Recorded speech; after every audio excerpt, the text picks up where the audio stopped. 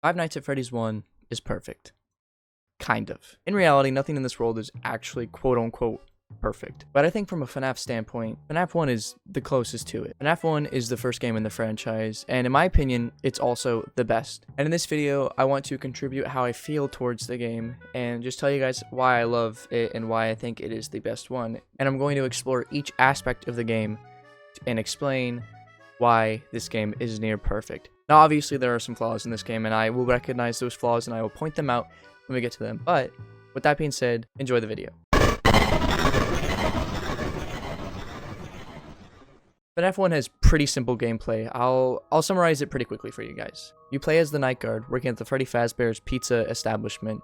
Essentially just supposed to make sure nothing gets stolen and whatever. But, plot twist, the animatronics move at night because they're haunted. At your disposal, you have lights to see what is down your hallways. You have doors to close if anything is trying to get into your office. And you have cameras to look through to see where everything is.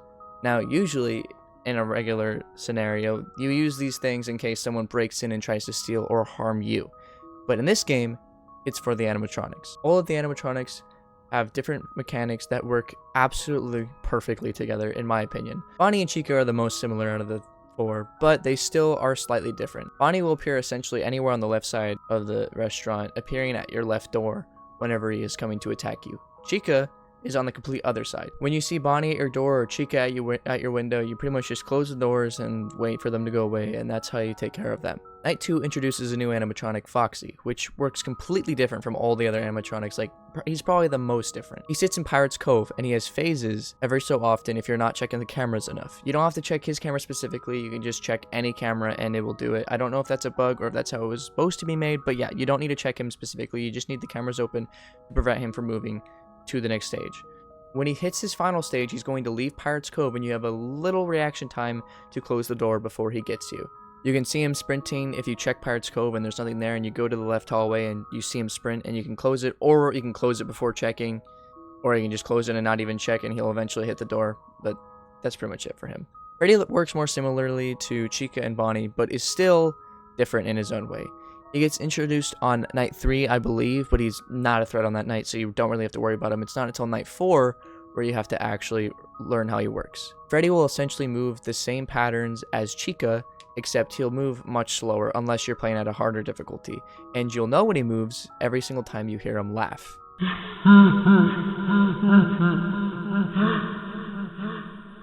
Also, instead of hitting pots and pans when he's in the kitchen, you'll hear his music in the kitchen.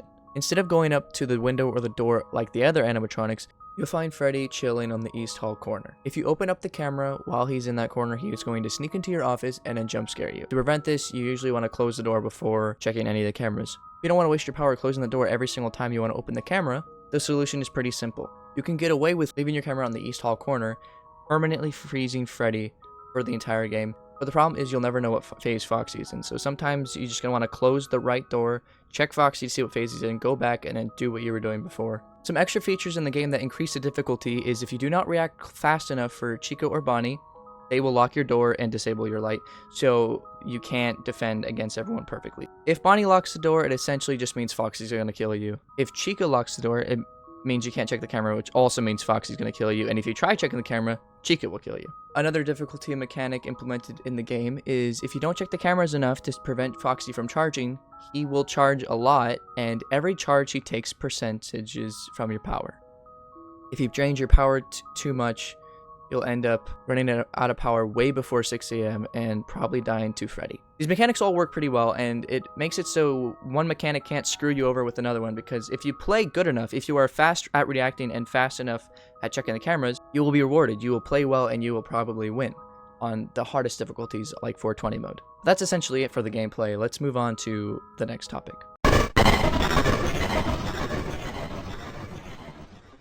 I think the jump scares in this game are phenomenal. People argue that they're just PNGs, but for the time that this game was created, Scott did a really good job at implementing these PNGs and making them actually scary, complemented with the loud noise that gives you that jump factor. I would even argue that FNAF 1 has some of the best jump scares in the game, except one character. Earlier I said I would talk about what's wrong with this game and how it's not actually perfect, and Foxy's jump scare is one of those things. While Chica, Freddy, and Bonnie all get in your face when they jump scare you, Foxy just peeks in like he's playing peekaboo. Now, I understand why it's like this. This game is very old, and the way Foxy works, it would be kind of hard to make him jump out at you like all the others do with how his mechanics work and how the jump scares work. But that being said, the jump scare still really sucks, which kind of sucks because Foxy's a well-loved character. People look very fondly on Foxy, but it's just, you go back to the original game and it's like, wow, his jump scare is really bad. Jump scares are what make FNAF FNAF, let's be real. And I think 3/4 of the characters having really good jump scare is actually a pretty good ratio. Also, I'm not going to discredit Golden Freddy's jump scare because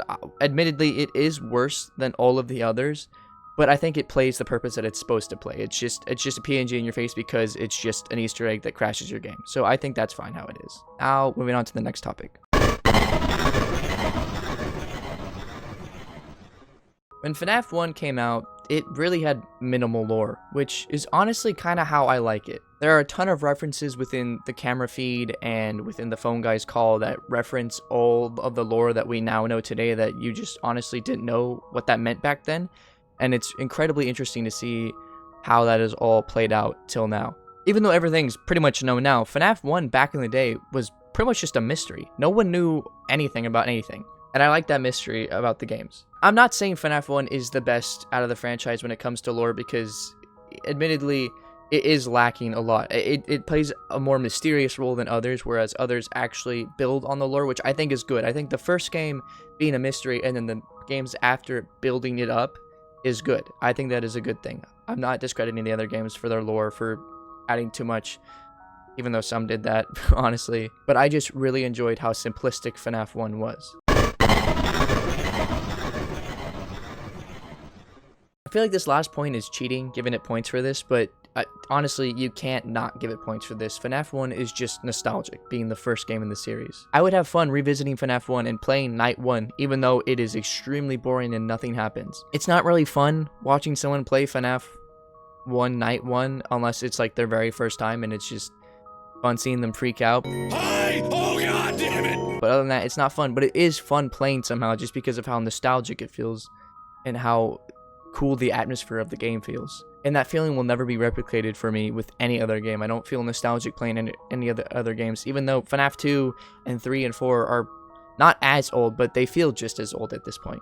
FNAF 1 will just always hold a special place in my heart, and it is my favorite game in the franchise. I love all the characters, and my favorite character in the FNAF franchise is in that game, Bonnie, and I think FNAF 1 will always be my favorite no matter how many FNAF games come out in the future, if any more come out. I don't know if any more are going to come out, but yeah, that's pretty much it for my opinion on FNAF 1 as a whole. I would like to hear your guys' thoughts on what you guys think, what your favorite game is and everything. I don't want to argue with anyone. If you have a different favorite game, I respect it, and I understand that there are reasons for not liking FNAF 1 as much as the others, and if that is the case, I would love to hear what your favorite game is and why. So leave a comment down below on what your favorite game is, and also comment your thoughts on everything I said in this video, because I'd love to have discussions with you guys and hear what you guys think as well. Also, if you made it this far and you're not already subscribed to me, I post daily FNAF content, so if this is something you'd be interested in, you should definitely subscribe and turn on notifications, because I'm a pretty small YouTuber, and I'm trying to make this my job, hopefully. So yeah, you should subscribe, like this video, and comment something for the algorithm, and turn on notifications for sure,